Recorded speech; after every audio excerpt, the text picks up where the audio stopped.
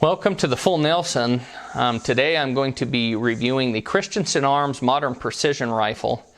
This is not going to be a full review. This is going to be more of a first impressions video, and part of that is because I have not gotten out and shot this rifle yet. I expect that it will shoot very well from the other information I've seen of other people posting, so I will do a full, more in-depth review later. One of the reasons I want to make this kind of an overview video, which is not something I generally do, is because I have noticed a few problems with this right out the gate, and I want to talk a little bit about those. I will probably be linking or sending an email linking this video to Christensen Arms to hopefully get a few issues sorted out. So I did not plan on picking one of these up. I was in a gun shop picking up I can't remember what rifle, Howa Bravo or a Howa, I can't remember, barreled action, something I had ordered. Anyway, I saw these rifles sitting on the rack, and I had seen some videos of them online, and I wasn't particularly interested based off the videos I had seen, but when I saw it on the rack, I thought, yeah, I'd like to handle that. So I asked the guy at the gun counter if I could handle one of those.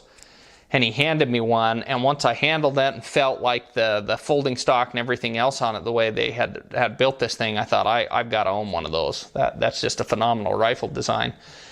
One of the biggest reasons why I wanted to buy this is I wanted to replace my heavier 300 Win Mag that I had, which I'm actually going to be getting another one of anyway, so I'll have one of those too, but I wanted to replace it in terms of my hunting gun. When it comes to hunting, you kind of have give and take in terms of lightweight or having a rifle that is built more to be a precision rifle. And if you're planning on shooting something that's a long ways out there, you might be carrying a pretty heavy rifle.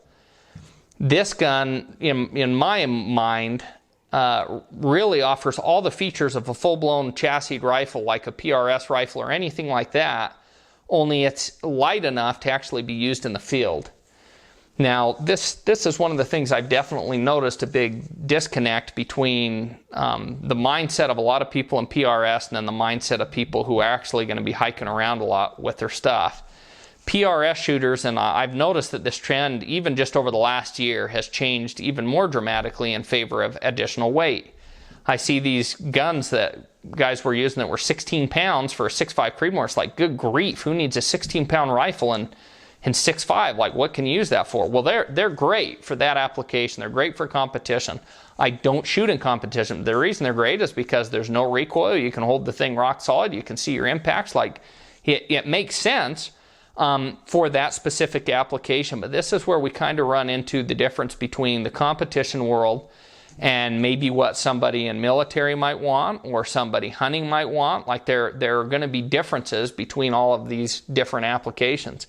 And for me, I'm not particularly interested in having rifles that I can't carry in the field, or that I won't carry just because they're so heavy that it's impractical.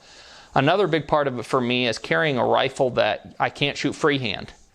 When you're hunting, being able to shoot freehand is pretty essential sometimes. I've been in several situations where the gun I was carrying was so heavy that unless I had some kind of a rest, it would have been very, very difficult for me to drop an animal any further than maybe a couple hundred yards away freehand. I've gotten to where I can shoot pretty darn well freehand if I need to, but a big part of that is determined by the weight of the rifle. If you have a rifle that's balanced, that you can actually hold up with relative ease and stuff like that, it makes a big difference for me personally. So that's the reason I bought this rifle, was to be a hunting rifle that could be used for long range hunting if, you know, the need arises. I generally, if I can get closer, I'm going to get closer. That's just the way it is. I don't like going home empty-handed, and anything I can do to increase my chances, I'm going to do. So if I can get closer, great. But I've been in situations where there was just no way to get closer, and having a rifle with the appropriate scope and everything that you know you're going to be able to reach out there and touch something is nice to have. So I bought this one as kind of a lighter weight hunting rifle, but that would still give me all the capabilities I want to shoot long range. That's what I see this rifle doing, and it's excellent for that. This rifle with this particular scope, this Vortex AMG scope, I can hold this freehand and I could shoot this no problem. I'm sure I'll put up some videos later of me talking about kind of how I go about doing that when I shoot freehand, and also, you know, shooting off a bipod rest, tripod, all that different type of stuff. But anyway, so yeah, that kind of goes over why I bought this thing. After I handled it, loved it, had to have one, so I bought it. Now, this rifle retails for about $2,400 before tax. You can find it some places a little bit cheaper than that. Anyway, so it's not a cheap rifle. But when you look at the cost of building a rifle similar to this, then you start to realize, okay, the price on it is somewhat reasonable considering what it is. If you want a carbon fiber barrel, a 26-inch barrel chambered in 7mm, 300 Win Mag, whatever, from Proof Research or from Christensen Arms, you're probably going to end up paying somewhere between $700 or $800 just for the barrel. Then by the time you add in a chassis, a nice chassis, you're probably going to be looking at anywhere from $800 to $1,000 to get a chassis that actually has folding stock. And for the carbon fiber fore end and all that, it'll probably be maybe even a little bit more than that. Then you price out, okay, what would the action cost me? What's a Trigger Tech trigger going to cost me? Anyway, a magazine, the scope base, by the time you price everything out, building a rifle yourself with similar components is going to be pretty darn close to the same price. So when you consider what all the features the rifle has, the price is very reasonable considering what it is. Now, as for the issues, I picked this rifle up and you know, ran the bolt and all that kind of stuff. Thought, okay, it seems fine. Some of these issues are a big deal. Some of these issues are pretty minor and are not something that would, you know, I would generally complain about, other than my job is to kind of let consumers know, you know, what you're going to be looking at, or what my experience is, so you can make an informed decision. Now, the issues with this rifle are the biggest issue, and I'll start with that, is bolt timing. For those of you who are not familiar with what bolt timing is, boy, if I could pull this scope off, which if these aren't too tight, maybe I will go ahead and do that. This has not been sighted in yet, so I'm going to pull this off real fast. And I'm going to show you what bolt timing is. So, bolt timing, I showed this in a Howa video the other day. A lot of people don't know about this. This is something I was not aware of until I had an issue, and then I became quite aware of it. And a lot of gun manufacturers are not aware of this. So what bolt timing is when you pull up on your bolt handle, you're unlocking or twisting the lugs on your bolt to where they are fitting in the, what's the word I'm looking for? I can't think of the appropriate word. When you open it, cycle your bolt, you're basically twisting these bolt lugs on your bolt to where the bolt can actually slide freely, and then lock it back into place. Raceway, I think is what it's called. Anyway, you're twisting these to where this can freely slide in, and then, of course, when you pull the bolt down, it locks those lugs into place so that when you fire the round, that is what's taking all of the brunt of it. It's not this portion back here that's locked into the action. This has nothing, virtually nothing to do with that. Other than it's, I guess, a nice place to hold your bolt or let you know it's actually locked into place. But the portion that's actually taking the brunt of all that force is not this back here being transferred through the bolt. It's these lugs on the front of your bolt. Now, what bolt timing is having this bolt handle attached in the appropriate location on your bolt, having this attached in the appropriate location on your bolt so that when you twist these lugs into place or out of place, that this bolt handle interfaces properly with the rest of this action. Now on a Model 700, and I'm hoping you can make this out, okay.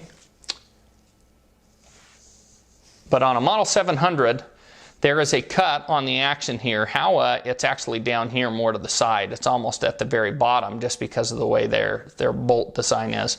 But on a Model 700, you have this cut here that's an angled cut. And what happens is when you lift this bolt handle, this portion of the bolt in here is supposed to be interfacing with that angled cut. And what that does is it gives you what's called primary extraction. So when you first fire a round, that round's going to expand inside the chamber, and the only thing that basically keeps that round from blowing into a million pieces, because it's just a piece of brass full of gunpowder, is the chamber. All the steel of that chamber is holding all of that brass together, but the brass still swells up. The brass still swells up inside the chamber. And as a result of that, you need what's called primary extraction. You have your extractor that hooks onto the casing, and when you cam this thing into position, it should interface with this angled portion on the back of the action and drive the bolt out, you know, a 1/4 inch or a 1/8 of an inch or whatever. And that has to be timed just right, so that right as this unlocks, it's running into that, and the bolt can actually be raised high enough to run into that and ride that angled cut. And that gives you the initial pop. So that case that's all swollen will actually pop out a 1/4 inch or so, and then when you pull on the bolt handle, it comes out nice and easy. What I'm seeing a lot of nowadays with Model 700s or Model 700 clones is companies that are producing these that don't seem to understand this concept. And what that results in is you'll go out and you'll shoot around and you'll think, man, this round must just be too hot for this rifle. This rifle hasn't even been shot yet. I wanted to get this up first, and I'll get to this later, but I've dealt with this enough. I know what's going to happen. What ends up happening is you shoot around and you think, okay, well, if you're trying to look for pressure signs or know if the round's too hot, the bolt lift will be nice and smooth, okay? No problem. But the issue is when you go to pull the bolt back, it sticks. And some people will say, well, that's too much pressure. Well, this is even with factory ammunition. It doesn't matter. I've seen this with a lot of rifles. And the reason it sticks is because this camming, or this surface right here that this bolt should be interfacing with, the bolt is mistimed and it's not making any contact at all to give you that 1/4 inch of primary extraction or whatever that pops that casing loose. So what that means is you're unlocking the bolt, the case is still swollen and stuck, the bolt has not moved that 1/4 inch, and you're just stuck forcing that round that has expanded in the chamber out instead of using the power of leverage, which, you know, this mechanical leverage that's built into an action, built into pretty much any bolt action I've handled. So then you think your rounds are too hot, they're not too hot, but you're stuck with a sticky bolt after virtually every round you fire because the bolt is mistimed and gives you no primary extraction. Now, I just got through dealing with this with a Model 700 chambered in 7mm Remington Magnum. I sold all of my Remingtons because I reached out to Remington and tried to get them to remedy the issue. And they said, nope, that barreled action is not in its original stock, which of course has nothing to do with the issue. The issue is between the bolt handle and the action itself. And I pointed that out. I said, I haven't altered anything with the action or the bolt or any of that stuff at all. All I did was take that barreled action, put it in a different stock. But that was enough for them to say they would not mess with it. They wouldn't touch it. All I was looking for was a new barreled action, or for them to give me a bolt that was timed properly and check the headspace and fix the headspace and all that kind of stuff with the new bolt. They wouldn't mess with it. So I don't own Remington anymore. I'll make a video more in depth about that later. But so I got this rifle, and when I first handled it in the gun shop, the lighting wasn't real good. Didn't think much of it. Cycled it, you know, and thought, okay, yeah, no problem. And then I got home and took a better look at it later. And I noticed that there is virtually no primary extraction on this rifle at all. And one of the ways that you can tell is if you can dry fire the rifle like I just did, you can lift the bolt handle up, okay? And then which this one, it just cycled right there. But if I can lift the bolt handle up and put it back down and the gun has not cycled, that's probably because there's no primary extraction. Now with this one, of course, I can see this one is making like a very tiny amount of contact, very tiny. So if I actually hold this thing, put some force up and in, push it down, it doesn't cycle. It should cycle. What that tells me is, and I just can't demonstrate this well enough in the video, but the gap that exists here is way more than what it ought to be. When this is raised to its highest point, well, let's see if I can bring in and at least show you this part.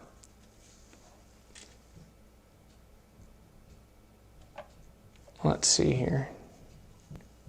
Okay. So when this is raised to its highest point, you can see there is a gap both on the back of this between the bolt handle, and then also there is a little bit of a gap here. Now when this bolt is locked into place, there's still a pretty significant gap here. After the gun's been fired, still a pretty significant gap. This bolt handle on guns that I have seen that are timed properly, that's all the more contact it's making for primary extraction. So it is making some. I think that's focused. So let's see. You see that tiny bit of movement backwards? Okay. So it is making some. I am getting a teeny bit of primary extraction. When I say teeny bit, I mean a tiny bit. Ones that are actually timed properly, this will basically ride this the full way, and there will be almost no gap on this bolt and this surface here. That will be basically touching on one of these that is timed properly. There's a guy who specializes in fixing this kind of issue, and if Christensen Arms doesn't want to deal with it or refuses to deal with it, I'll probably send it off to him because he actually understands how that's supposed to be. But anyway, so issue number one, bolt is not timed properly. There is very little, I shouldn't say none, very little primary extraction. Not even enough to reset the bolt if I'm doing this and this. See, dry fire. Didn't reset. Didn't reset. Now, some people are going to say, well, you're putting a little bit of force, this way. It does not matter on a bolt that's timed properly. It will automatically, just by raising the bolt, it will force it out enough to reset the action. So I hope you see what I'm saying. See, I'm not putting very much force on it. So that's fired. Okay. Didn't reset the bolt. Didn't reset the bolt. Okay, so bolt timing is terrible. That needs to be remedied. Item number two, and this is another issue that I will get this fixed if they refuse to do it. Item number two is, let me pull this bolt out. Can't see my button over there. So item number two on this is this has an M16 style extractor, which is great. That is same thing I have on my Howas. A lot of guys add that as an aftermarket option for Model 700. Has an M16 extractor and it has twin ejectors. You can see both of these ejectors in here. With that being said, this thing does not cycle the way it ought to cycle. And what I mean by that is you would think, oh, twin ejectors, it's going to spit the casings out. And if I had a better way to film this, I'd show you. Spit the casings out a real long ways. Well, I put some casings in it just to kind of see as I looked over this thing and cycled a few through it. This is empty shell casings. And then I've cycled live rounds as well just to see if it's going to cycle or how it spits them out or whatever. But anyway. The issue is, as near as I can tell, is I do not think the spring they are using on this extractor is stout enough, because this extractor slips off if you go to cycle it anything other than at a turtle's pace. If you cycle it at a turtle's pace, then the thing spits out the casing and it'll throw it like 6 or 7 feet, because these twin ejectors, I mean, there's a lot of tension on those ejectors. So I think what's going on is either they've got too much tension on these ejectors or not enough tension to compensate for how much tension they have on the ejectors on the extractor. But one way or another, when you cycle this thing fast, it slips off the cases. Sometimes it'll leave them in the chamber, or it will just barely anemically spit them out. If you cycle it very slow, which is maybe what they did when they were testing it, it spits the casings out the way it should. So I'm pretty sure that this the spring that they're using on this extractor is not stout enough, or the twin ejectors are too stout.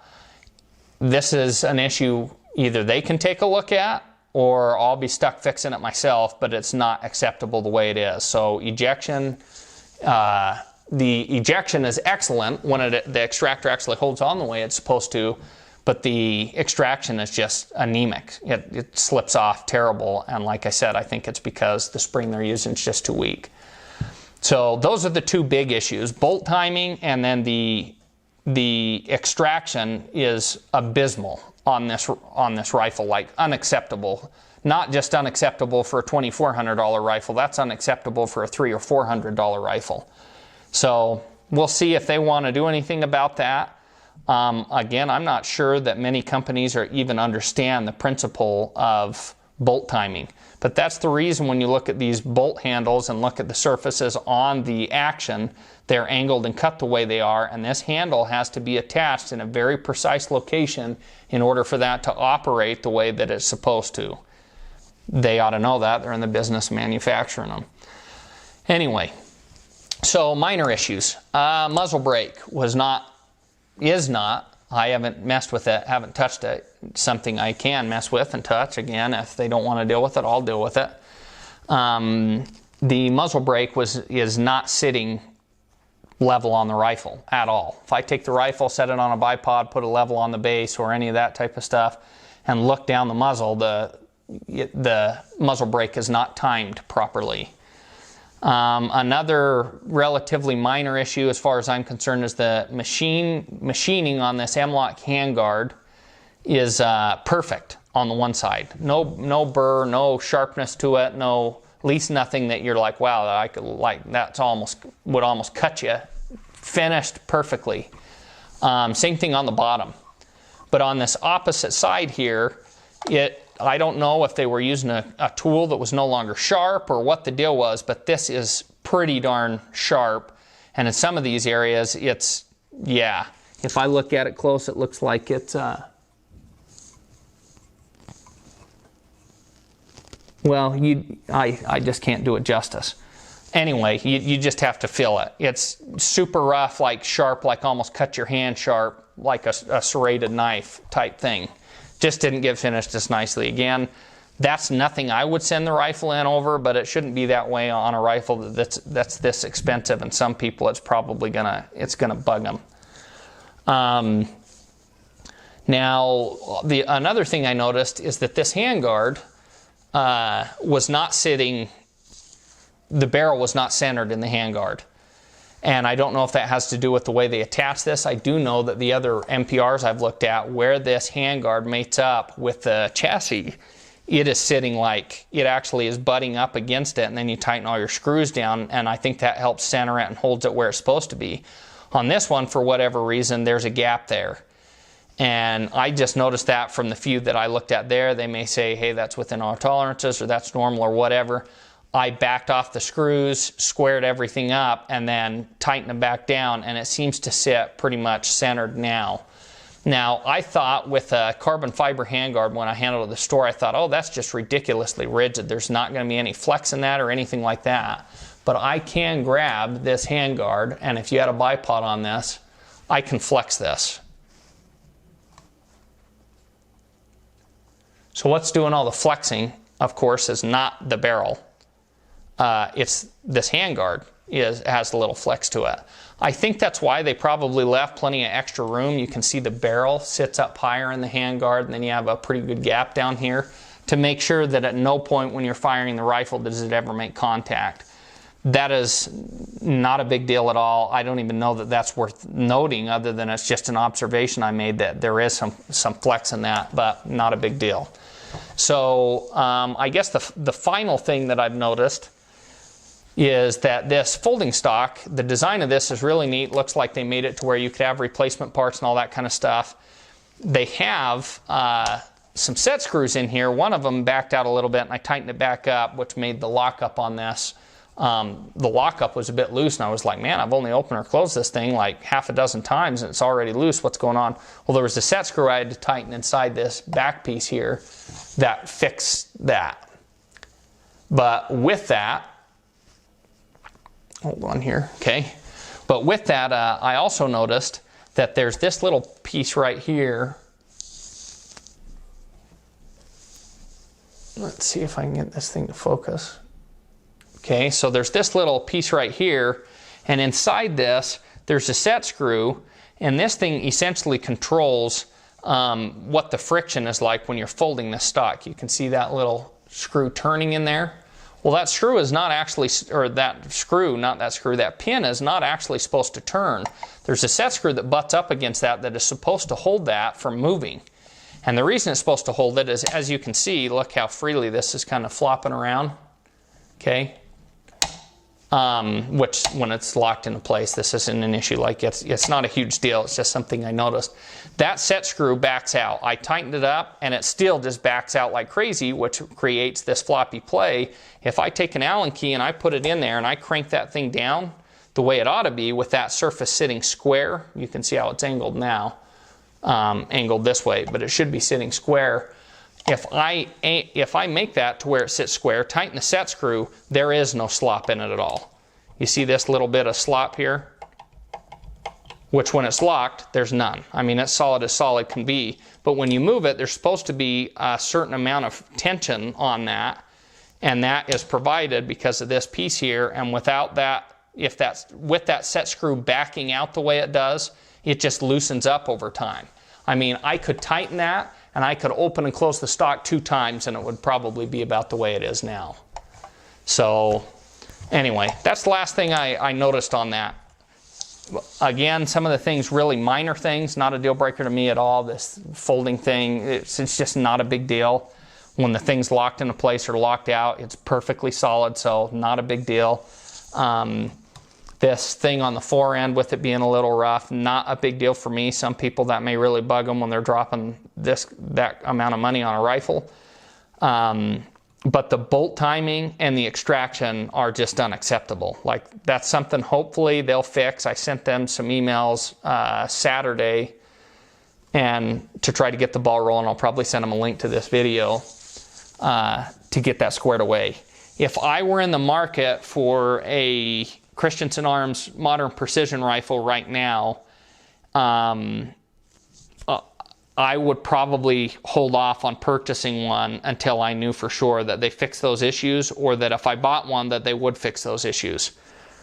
If they tell me, yeah, you're going to have to fix the bolt timing and the extraction and all that yourself, things that are absolutely fundamental to the design of a rifle, or critical parts of the function of the rifle, yeah, that's going to rub me the wrong way. I've got enough money into this rifle that I will send it to a guy to have him time the bolt properly and re-TIG weld it on the way it's supposed to be, if that's what it comes to. And as far as the extractor, I'm sure I can pull all that apart and put in a more stout spring myself and figure out what's going on there and get that fixed. I shouldn't have to do that, nor should anybody that's, you know, buying one of these or interested in buying one of these. So those are some of the issues that I have come across on mine. Now, mine is a 300 Win Mag with a 26-inch barrel. If you run in a short action version, I don't know if the extraction and ejection problems would be the same. And from what I have seen on Model 700s, I've seen some that are timed perfectly. And there's no doubt in my mind that a lot of these that Christensen Arms are sending out are timed the way they're supposed to be, that the bolt is interfacing with the action the way it's supposed to. But I also think that there's probably a handful of them that are timed very poorly, like mine, and either they don't understand enough about it, or they're not aware of the issue, or whatever. So that concludes my video of the Christensen Arms for today. I will be doing a full in-depth review later and talk about everything I like, updating the video and let you know basically what's gone on in terms of, did they fix anything with the bolt timing, or do they consider that acceptable? But I thought I should get the word out as soon as possible, simply because if I were in the market for one and found out all this stuff after the fact, and then found out that the company wouldn't do anything about it, I sure would be grateful if somebody would let me know ahead of time. So that's where I'm coming from. Anyway, other than that, overall, I think it's an excellent design. I bought it for a reason, and this will be my primary elk hunting rifle once these issues are sorted out. Appreciate you watching the video. If you have any questions, leave those in the comment section below. If you have a comment, you can also leave it there. Have a nice day.